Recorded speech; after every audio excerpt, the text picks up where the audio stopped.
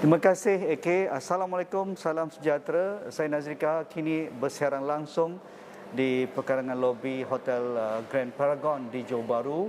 Terima kasih anda yang masih setia bersama Johor Memilih di saluran 501 Astro Awani dan juga di astroawani.com. Dan untuk sesi petang jam 5 hingga 6 petang ini, saya akan membawa sedikit suatu perkara yang asas dan amat penting di negeri Johor Gerbang Selatan ini, kerana negeri ini merupakan enjin pertumbuhan ekonomi koridor selatan dan impak COVID-19 sejak 2 tahun lalu, sejak penutupan sempadan pada 3 Mac 2020 amat memberi kesan kepada ekonomi Johor, malah memberi impak juga kepada ekonomi nasional negara dengan kutipan cukai yang amat berkurangan akibat penutupan sempadan sama ada di checkpoint Johor ataupun di laluan kedua menggunakan tambak Johor dan juga di laluan kedua. Jadi apa yang perlu kita lakukan? Bergerak ke hadapan dan kita menuju era endemik dan negara akan membuka sempadan pada 1 April 2022. Jadi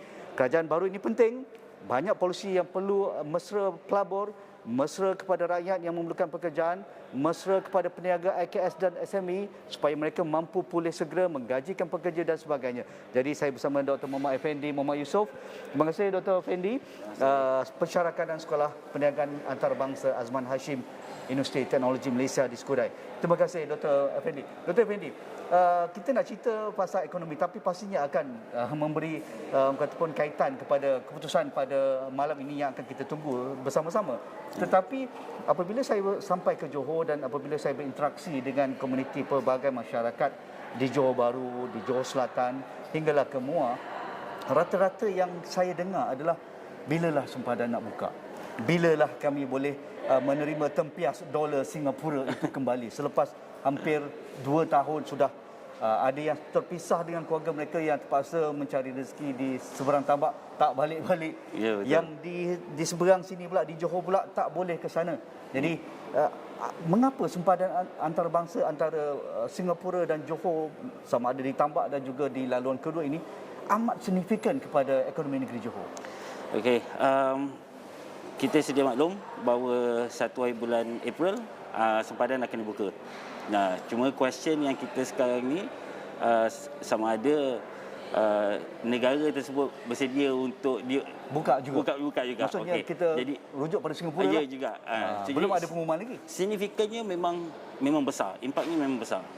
Rakyat Singapura apabila datang seperti mana sebelum ini, kita di Johor ni ramai orang-orang Singapura datang berbelanja di sini. Kedatangan mereka ni dia bawa duit lah. Dan dia akan menjalankan aktiviti pembelian barangan harian dia di Johor ni. So kalaulah kita tak buka lagi sempadan ni, tendensi untuk kita dapatkan nikmat limpahan ekonomi di kalangan orang Johor ni memang tak ada lah. Jadi kalau kita lihat sebelum pandemik,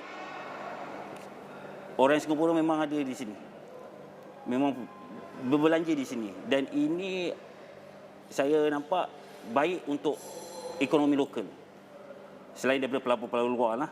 Tetapi ini yang harian punya ni. So, jadi dengan kalau kata penting atau tidak pembukaan sempadan ni, memang penting. Kita nak merancangkan balik semula ekonomi Johor sekarang ni, yang setelah 2 tahun agak lembab dan banyak yang tutup seperti mana Tuan Haji katakan tadi, banyak syarikat-syarikat tutup, dan bila lambakan ini datang semula, inisiatif ini ada semula, kita akan, saya pasti kita akan balik semula seperti mana yang dahulu, dan secara tak langsung ekonomi negeri Johor juga akan bertambah maju. Okey, Dr. Effendi mengangkat kuasa dolar itu, kuasa berbelanja dalam bidang percintaan, dia membawa cash flow, Yes. aliran tunai kepada ekonomi Johor, dan limpahannya pergerakan ekonomi akan cergas. Ya. Saya berjumpa dengan sekelompok peniaga IKS di Plaza Angsana 2 hari lalu. Okey. 2-3 orang ni lah. Mereka lah penjual barang-barang tekstil, Ya. baju-baju, ada yang membuat kuih-kuih dan sebagainya, ada yang membuka restoran dan sebagainya. Rata-rata mereka kehilangan 60% ke 70% pelanggan. Dan 60% ini adalah dari Singapura. Yang mereka rujuk pada Singapura ni adalah rakyat Singapura, yang betul rakyat Singapura. Rakyat Singapura yang bermestautin di Johor Bahru, ramai juga yang ada beli rumah, sewa rumah dan sebagainya, dan mereka berulang-alik masuk ke Singapura. Rakyat Malaysia 200,000 ke 300,000 ini yang berulang-alik untuk mencari rezeki, dan mereka balik setiap hari mereka berbelanja dengan kuasa dolar. Jadi mereka hilang 60%. Jadi mereka rasa tak boleh lagi dah bertangguh lagi pembukaan sempadan. Mereka mengharapkan Singapura juga kalau boleh 1 April ni juga buka sempadan. Mengapa sampai ke tahap 60%? Dan kalau mereka berharap pada 30% perbelanjaan domestik orang Johor ini, mereka tidak memadai lah, tak worth it lah, kerana mereka kos perniagaan amat tinggi, nak bayar pekerja, nak bayar sewa, nak bayar utiliti dan sebagainya. Komen Dr. Effendi. 70% memang saya setuju dengan statement yang Tuan Haji katakan tadi. Di Johor Bahru je lah, yang kita cakap pasal Johor Bahru je lah. Memang kebergantungan kita pada pelanggan-pelanggan dari Singapura tu memang tinggi. That's why boleh dikatakan bahawa cost of living di Johor Bahru ni comparekan dengan Muar atau di Segamat agak lebih tinggi berbanding, because impaknya tidak begitu ketara di Mersing contohnya, di Segamat, di Muar. Kebanyakan orang-orang Singapura ini ke sana hanya untuk melancong dan sebagainya. Tetapi di Johor ni memang adalah tempat untuk dia beli barang harian, pakaian dan sebagainya. So bila kita stop, kita henti, tutup sempadan ni, memang peniaga-peniaga di Johor Bahru, particularly yang ada di Pelazan sana contohnya, akan tergugat. Memang akan terasa sangat kehilangan power sales daripada orang Singapura ni. Dan kita pun tahu bahawa kuasa pembeli dia lebih besar, dengan kadar pertukaran wang asing dia lebih tinggi. Jadi perbelanjaan yang dia akan lakukan di Johor ni sememangnya lebih besar daripada perbelanjaan orang Johor sendiri. Kan? Jadi kalau sentimen yang dikatakan tadi, bergantung 70% daripada orang-orang Singapura ni berbelanja di sini, memang ketara. Itu memang penting untuk kita nak rancakkan balik semula ekonomi di kalangan IKS dan peniaga-peniaga kecil ni. VTL tak cukup, Dr. Effendi. VTL ni dah berapa bulan VTL, pada saya, pandangan saya, VTL ni adalah merupakan macam satu inisiatif just untuk lihat sama ada okey atau tidak dengan SOP, SOP dan sebagainya. Tapi untuk ekonomi memang tak ada apa-apa ekonomi. Sebab memang tak ada kita perlukan volume. Yes. Traffic. Kalau setakat sebulan 5,000, dia tak akan memberi impak yang tinggi daripada sudut ekonomi. Jadi pembukaan itu memang penting. Memang penting supaya kita ada pergerakan yang ramai, dan rakyat kita yang berada di Singapura pun boleh balik, dan dia akan bawa duit ke Johor juga, ke Malaysia juga. So memang penting benda itu. Adakah Singapura juga berhati-hati untuk membuka sempadan selain daripada hal pandemik COVID, tetapi untuk merancakkan ekonomi tempatan mereka, kerana selama ini rakyat mereka dah ditahan 2 tahun tak berbelanja di Johor kerana aliran dolar masuk ke Johor, tetapi hari ini mereka berbelanja di Singapura. Pasar rayanya penuh, kopitiamnya penuh, food courtnya penuh, isi minyak pun penuh walaupun harga minyak sekarang mendadak naik. Jadi adakah itu juga memberi kesan kepada ekonomi Singapura apabila border dibuka, ataupun sebenarnya Singapura lebih banyak mendapat limpahan daripada pembukaan dengan Johor? Sebenarnya dia lebih banyak dapat limpahan apabila dibuka dengan Johor. Kita sedia maklum bahawa rakyat Singapura, Pulau Singapura tak besar sangat. Dan aspek kewangan, okey, fine. Dia maybe kerajaan Singapura happy dengan perbelanjaan yang sekarang berlaku dekat negara dia orang. Tetapi kalau kita tengok dari aspek perspektif kebahagiaan, kesihatan, rakyat dia pun nak happy. Jadi cara happy is selalunya dia akan berjalan, melancong dan sebagainya. So daripada aspek ekonomi, okay fine. Memang dia happy lah dengan pembelian rakyat dia dekat negara dia semua. Tetapi kalau dia buka tu, kalau kita sempadan kita dibuka dan orang-orang mereka datang ke sini, dia much more better in position in terms of sebagai seorang rakyat diorang lah, untuk berbelanja dan masalah kesihatan dan sebagainya. Kita mungkin tak tahu apa yang berlaku di Singapura. Di Malaysia kita tempat kita besar lagi. Ya, boleh. Kita boleh Sekarang pergi, sepadan dah dibuka, dah boleh pergi mana-mana kan. domestik kan? Itu saja. So Betul juga. saya ada kajian yang dibuat. Dia punya stress level is very high di kalangan orang Singapura. Sekarang ni. Sebab dah tak ada tempat lain, dia dekat situ je. Dan dia punya perumahan pun bukannya macam kita, macam orang kampung, kita ada boleh buat macam-macam kan. Dia tak ada. Okey. Berkaitan dengan pembentukan kerajaan ini, apabila kita bercerita tentang merancangkan semula ekonomi, apabila saya menemubual Persatuan SME Pengusaha Industri Kecil dan Sederhana Johor Selatan, mereka meminta supaya kerajaan yang dibentuk ini memberikan lebih banyak insentif, pelepasan cukai, pelepasan levy-levy yang tertentu. Kerana betul, itu semua pendapatan PBT, pendapatan kepada kerajaan negeri. Tetapi untuk merancangkan ekonomi, untuk membolehkan mereka employ lagi pekerja yang sebelum ini sudah dibuang ataupun dikurangkan, mereka tiada pilihan. Kerana dengan gangguan COVID ini, kos sama, tapi hasil separuh hilang ataupun 3 suku hilang. Jadi mereka tidak mampu untuk membayar lebih kepada levy, cukai-cukai. Jadi dari pengamatan Dr. Effendi, adakah ini juga perlu dilihat semula oleh kerajaan negeri?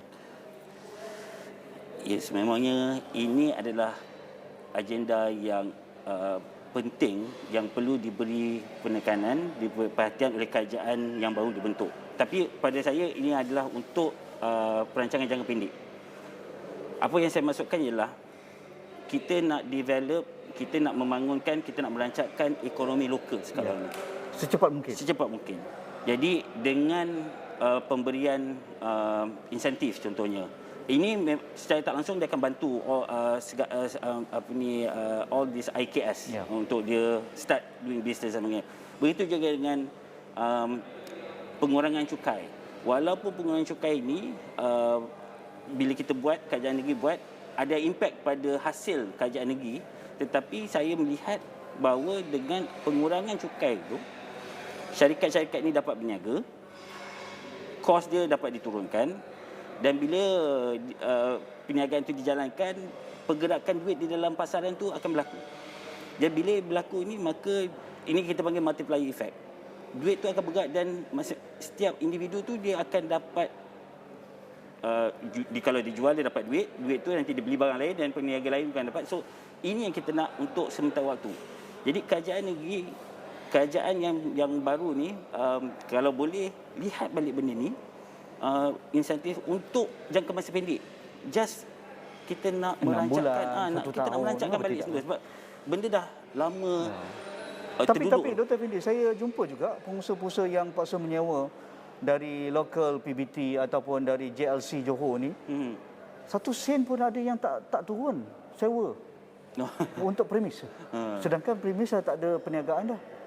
Ada usahawan dah tak ada perniagaan langsung kerana Singapura tak masuk. Tapi masih ada di kalangan pemilik-pemilik yang JLC. Kalau dia Angsana tu mereka kredit juga kerana ni agensi persekutuan Uda Mall yang manage Angsana. Tetapi yang di bawah Johor ni, Johor Land, Jacobs, mereka rasa terkilan. Kerana kalau ke City Square ni kosong. Kalau di Komtar kosong. Kalau ada beberapa pemilik yang ada kaitan dengan JLC ataupun Badan Tempatan Johor ni, ada yang tidak peduli. Macam mana tu kita nak? Inilah Haji, yang kita nak daripada kerajaan baru, prihatin terhadap isu-isu begini. Yang ini saya percaya kerajaan yang baru ditubuhkan boleh memberi sedikit pandangan ataupun perbincangan dengan semua JLC ni tentang isu ni lah. Campur tangan kerajaan negeri memang penting. Kita tahu bahawa turunkan, kalau kita pun menyewa, kita sewakan bangunan kepada orang, kalau kita turunkan kita akan rugilah. Tapi itu hanya untuk jangka masa pendek je. Kita kena lihat dia punya impact ni yang akan datang pada masa 2-3 tahun lagi. Sebab kita sekarang nak dalam fasa pemulihan ekonomi. Jadi memang kalau ikut betul-betul semua kena lebih kurang lah. Kena bertimbang rasa. Jadi inilah kerajaan yang kita mengharapkan agar perkara-perkara macam ini dapat dia beri sedikit pandangan, mungkin ada insentif dan sebagainya. Kita pun tak naklah kacau sangat GLC sampai dia pun tak berkemampuan ataupun dia mengalami kerugian besar, tetapi kita kena lihat dia punya impaknya pada 2-3 tahun yang akan datang. 4-5 tahun yang akan datang. Kerana semua nak cari bernafas lah sekarang. Kita nak start dulu. Bila dah start nanti, saya percaya sebelum ni peniaga-peniaga tu dia bayar. Tak ada Just masalah. because of sekarang ni memang dia bermasalah. So jadi itu je sebabnya, kalau tidak dia akan tetap bayar. Dia tahu kan. Cuma sekali that's why pihak yang ni mungkin boleh bagi pertimbangan special lah, istimewa pada diorang ni untuk beberapa tahun, dan kemudian kita start all over again seperti mana sebelum ini. Ya. Tentang kaitan dengan mencipta peluang pelaburan baru, mencipta pekerjaan. Betul, mencipta pekerjaan dia bukan semalaman. Walaupun dia melabur hari ini, mungkin dia akan cipta peluang pekerjaan itu 3-4 tahun akan datang, kerana prosesnya, pengambilan tanah dan kelulusan projek dan sebagainya. Tetapi kalau dulu kita biasa dengan Johor ni ada sesuatu yang besar, tujahan ekonomi, pengerang. Di situlah kompleks minyak dan gas terbesar yang kita lihat 5 tahun lalu, sekarang dah mungkin dah siap. Dan kita tangkap itu sebagai tujahan ekonomi baru untuk Johor. Begitu juga di Iskandar, kan? Koridor Iskandar ni melata daripada Kota Iskandar, daripada Gelang Patah hinggalah ke Teberau, ke Kulai dan sebagainya. Tetapi kita tak tahu lagi adakah ada benda baru dalam Iskandar ni. Begitu juga kompleks yang dikatakan Forest City misalnya. Forest City, walaupun ramai menganggap ini merupakan satu projek yang mega, tetapi pelancong tidak masuk, dia mungkin sendu sikit, sejuk sikit. Tetapi bergerak ke hadapan, bagaimana kerajaan baru ini perlu memikirkan tujahan-tujahan pelaburan ini. Saya percaya berkenaan dengan tujahan-tujahan industri atau sektor industri yang boleh kita anggap sebagai pelaburan yang besar kepada kerajaan Johor ni amat penting, dan kerajaan Johor sebenarnya pun dah tahu dah kita dah ada sektor tujahan tu. Cuma sekarang ni bila kita nak atur gerakkannya, kita dilanda oleh COVID ni. So banyaknya KIV, tak boleh nak gerak sangat. Cuma apa yang saya nak katakan di sini ialah kita dah syorkan, kerajaan syorkan beberapa industri-industri tujahan. Tetapi kalau ikut ekonominya perspektif lah, tak semuanya akan berjaya. Tapi kena buat juga.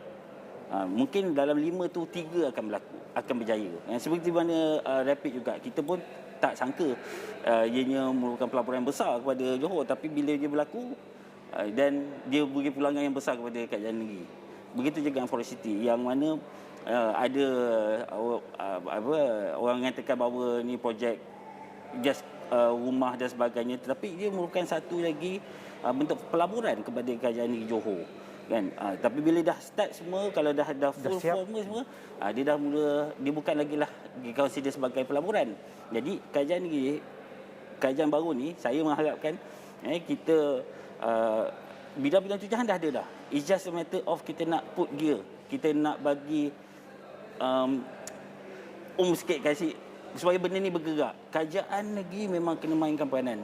Ada masalah birokrasi ke di Johor? Dengar cerita kalau nak invest di Singapura senang je, prosesnya mudah. Kalau di Indonesia sekarang, di Riau, di Batam pun nampaknya di bawah Pak Jokowi amat menitik beratkan isu birokrasi ini diruntuhkan, dicepatkan. Tetapi di Johor macam mana? Agensi yang terlibat macam mana? Mudah ke? Di kalangan lokaliti PBT pun ada masalah ke? Agensi-agensi persekutuan ada masalah ke? Kita memang dah ada dah. Prosedur tu dah ada dah. Saya bukan nak cakap birokrasi, tetapi prosedur contoh pelaburan dah ada dah. Cuma kemungkinan prosedur tu yang dipakai 10 tahun dulu. Jadi sekarang ni kita tidak menidakkan, kita tak adalah sampai kita buka siapa-siapa nak datang boleh just datang invest apa-apa, dia bawanya pelaburan yang membahayakan alam sekitar, contoh kelestarian kita ni, kita tak nak macam tu. Cuma mungkin apa yang kita harapkan adalah kerajaan baru ni dia akan lihat balik prosedur tu semua dan disesuaikan dengan keadaan sekarang. Mungkin dulu kita tak boleh ada macam ni, tapi sekarang dah kena ada. Kalau kata dulu kelulusan 10 hari contohnya, sekarang ni nak kena cepat. That's why dalam pelan pembangunan Mampan, kita beri penekanan kepada digitalization, pendigitalan, supaya birokrasi ini dapat dikurangkan. Masa yang diambil pun dapat dipendekkan. Yang ini kita nak.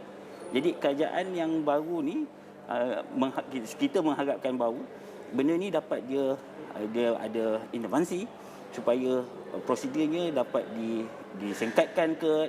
Tapi tengok balik pada polisi-polisi yang sedia ada untuk memudah cara pelaburan untuk datang ke Johor. Kita pun tertakluk pada ni Haji, dengan federal, dengan Kerajaan Persekutuan. Jadi itulah peranan. Kalau saya lihat potensi di Johor ni, Dr. Fendi, dari Muar, Mersing hinggalah ke Pengerang dan juga Iskandar Malaysia, ini kita lihat seolah potensi dalam bidang pembuatan pelaburan ini amat besar, dalam bidang hiliran kelapa sawit, dalam hiliran perkayuan. Daerah perabot Johor memang di Muar lah, hebat. Kalau kita menyediakan ribuan peluang pekerjaan, sama ada orang tempatan ataupun luar. Di kawasan Pengerang misalnya, oil and gas, rapid Pengerang. Di kawasan Iskandar Malaysia, industri teknologi tinggi, hijau dan sebagainya. Tetapi saya tidak melihat macam ada satu autonomi untuk Johor membuat keputusan sendiri. Macam doktor kata, ada isu berkaitan dengan ini bidang persekutuan yang perlu dapat pandangan Maida ke Madrid kan dan sebagainya. Tetapi saya rasa Johor perlu ada sedikit keluasan untuk membuat keputusan kerana potensinya amat besar. Bersempadan dengan Singapura. Dia punya GDP-nya berbilion, 5-6 kali ganda dengan negara kita. Dan saya rasa kalau betul caranya, limpahan itu yang berkualiti, pelaburan berkualiti itu senang-senang je masuk ke kawasan Skudai misalnya, Senai dan Kempas misalnya. Itu saya kata, Johor ni unik sebenarnya. Pada saya, Johor dia like island by itself. Cuma kita masih lagi tertakluk dengan Kerajaan Persekutuan in terms of pelaburan dan sebagainya. Kalau kita tengok kedudukan geografikal kita pun, Johor adalah satu-satu negara yang dikelilingi oleh air. Dan kita berjiran dengan Singapura, dengan Indonesia.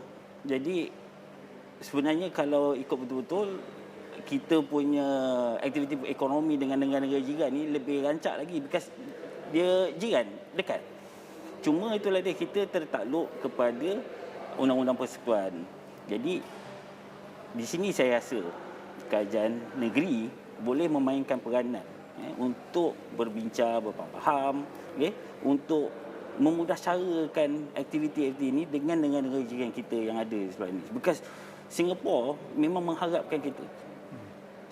Saya boleh katakan memang mengharapkan kita, because dia in terms of high level punya industri memang betul. Tetapi hiliran dia tetap dia nak cari. That's why kita nampak Singapura dia agresif dengan Indonesia, because ada lambakan human capital di sana. Johor pun sama juga, kita juga. Dan kita lagi dekat lagi, dan kita ada dua akses ke Singapura yang lebih dekat dan lebih cepat. Dan so Singapura memang mengharap kita. Jadi kita pun patutnya lebih bersifat lebih terbuka sikit untuk terima benda ni dengan cara memudahkan proses-proses pelaburan dan sebagainya. Adakah kerana kita tidak yakin dengan human capital yang ada di Johor? Adakah kita yakin dengan human capital? Adakah kita tidak yakin? Saya rasa tidak ada kurang. Tidak ada kurang. Kita level kita sama je sebenarnya. Cuma yang nampak beza orang pekerja Singapura dengan pekerja Malaysia is because of the gaji je. Tapi in terms of education wise, pendidikan kita sama je. Kita pun ada universiti yang terkemuka. Kan, kita pun ada penyelidik, kita ada human capital. Modal insan kita pun diiktiraf. Kita ikut apa, contoh kalau ada sedikit, contoh kalau dalam bidang saya perkawanan kewangan ni, ada ACCA for example, kita pun ada. Cuma sekarang ni is a matter of macam mana kita nak bawa orang-orang ni keluar, atau kita nak perkenalkan, promote orang. Itu je. Level tetap sama. So kita punya ni, kita sama level, sama tahap dengan orang. Itu. Okey. Dalam kita bercerita tentang pelaburan berbilion ringgit, ekonomi baru kepada Johor, membuka lebih banyak peluang perniagaan berkualiti kepada IKS dan SME negeri Johor. Kita tidak lupa kepada kelompok yang terbawah, kelompok B40, kelompok pekerja, kelompok yang dalam industri tidak formal ini. Ini juga penggerak ekonomi Johor dalam ketika ekonomi pandemik sekarang. Ya, betul. Kalau tidak ada mereka ini, ekonomi lagi parah. Ya, betul. Bagaimana selepas pembentukan kerajaan pada hari ini, perlu melihat aspek pekerjaan yang hilang kerja, yang nak mula bisnes tak ada modal, hal berkaitan dengan perumahan mereka, Dr. Effendi. Di Johor ni kos tinggi memang tak boleh dinafikan lah. Ya, betul. Saya rasa kalau ada orang cakap Johor ni murah, saya rasa silaplah mereka berada di mana kan. Tentang makanannya, barang mentahnya, kos hidup, perumahan dan sebagainya. B40 memang boleh dikatakan isu yang perlu kita lihat secara mendalam. Saya boleh katakan kerajaan negeri banyak dah bagi insentif, bantuan, pemudah secarakan apa jua bidang kalau yang nak diceburi dan sebagainya.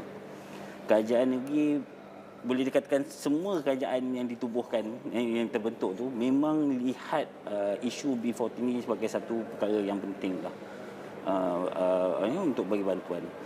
Jadi kalau nak dikatakan kita ni tak membantu sangat dia orang ni, mustahil kita dapat. Sekarang ni apa yang perlu ialah beri kesedaran pada mereka ni untuk jayakan diri dia sendiri dengan teknologi. Empowerment. Yes, empower mereka. Dengan teknologi yang sedia ada, contohnya buat bisnes. Sekarang dia dah boleh buat sendiri, tak perlu ada kedai pun. New generation, B40, new generation dah tak perlu ada kedai. Dia orang akan dia boleh buat dia create job sendiri, dan malahan sampai ke satu tahap dia boleh wujudkan peluang pekerjaan pada orang ni. So saya nampak di sini B40 perlu memainkan peranan jugalah. Kerajaan dah bantu dah. Kita dah bagi insentif, kita dah bagi contohlah bantuan prihatin, dan bagi pihak kerajaan pula kena create job lah.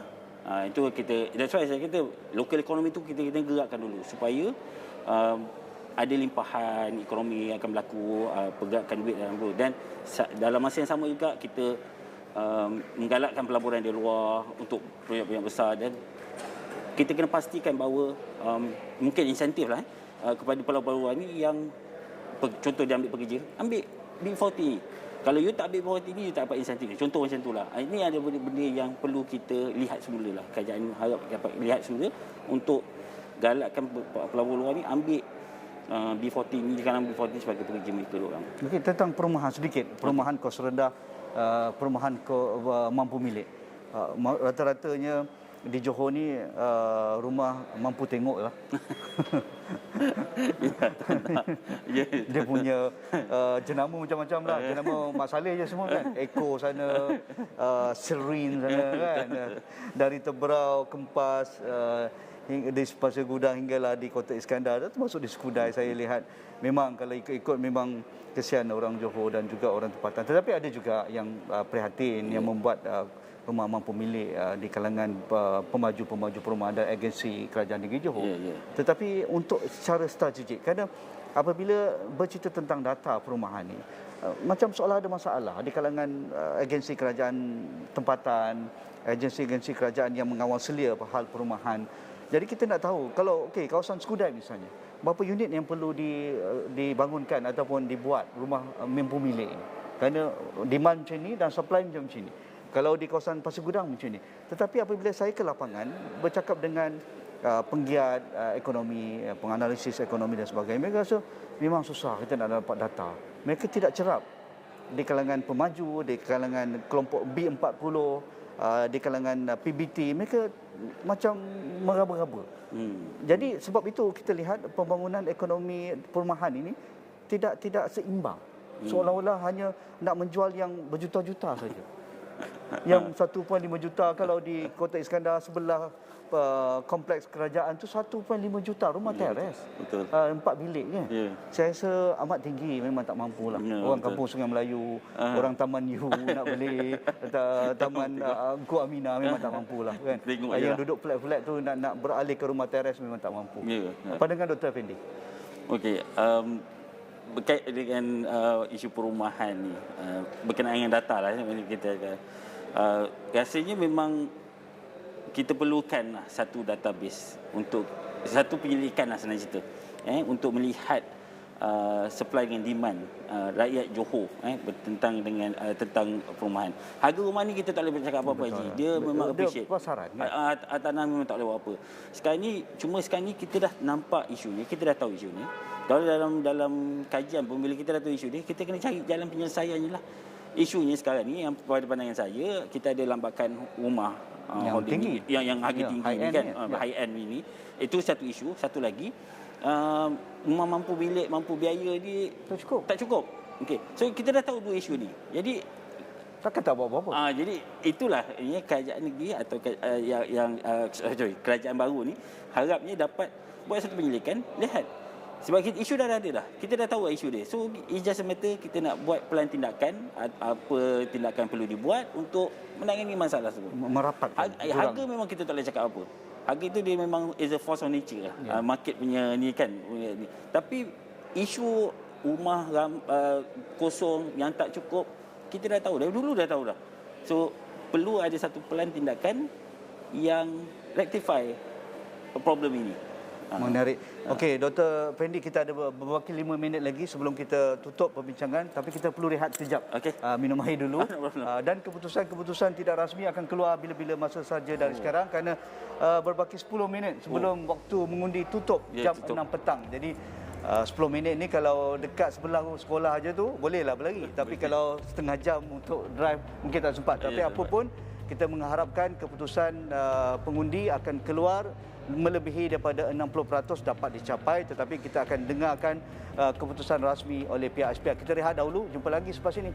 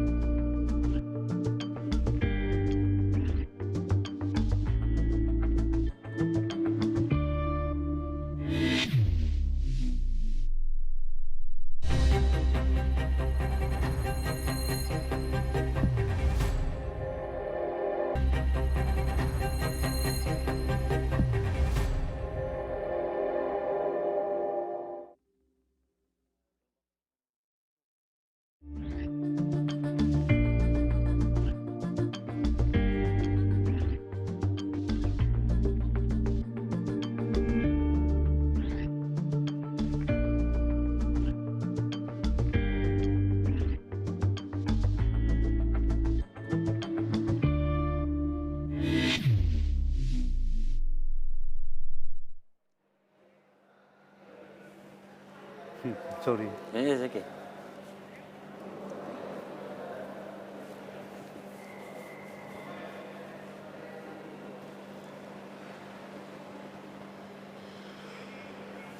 Terima kasih anda setia bersama kami dalam Johor Memilih. Secara langsung saya di pekarangan lobi Grand Paragon Johor Bahru dan masih bersama dengan Dr. Muhammad Effendi Yusof dari Sekolah Antarabangsa Azman Hashim UTM bercerita tentang apa tugas kerajaan baru dalam hal merancangkan memulihkan ekonomi negeri Johor. Berbaki beberapa minit lagi sebelum saya serahkan kepada AK dan juga rakan-rakan di studio. Mungkin akhir sekali Dr. Muhammad Effendi, apa tugas kerajaan baru ni? Kalau dibentuk malam ini atau besok pagi, perkara yang menjadi keutamaan mereka dalam 100 hari mendatang misalnya, dalam hal ekonomi yang kita cerita pada petang ini. Saya rasakan ada beberapa perkara yang perlu diberi penekanan. Yang pertama ialah berkenaan dengan pemulihan ekonomi. Kita kena rancangkan balik semula, bangkitkan balik semula aktiviti ekonomi seperti mana sebelum ni. Itu yang pertama. Kedua, berkenaan dengan isu kesihatan. Ini perlu ditangani. Walaupun dia berkait dengan kerajaan persekutuan, tetapi kerajaan negeri Johor juga boleh memainkan peranan. Kerajaan yang baru ni boleh beri sedikit kesedaran, bantuan dan sebagainya untuk menangani isu kesihatan. Isu kesihatan ni kalau tak dibendung, pelabur pun takut nak datang. Selain itu macam itulah. So jadi saya nampak dua perkara ini merupakan satu cabaran yang besarlah kepada penubuhan kerajaan baru ini, yang mana ini melibatkan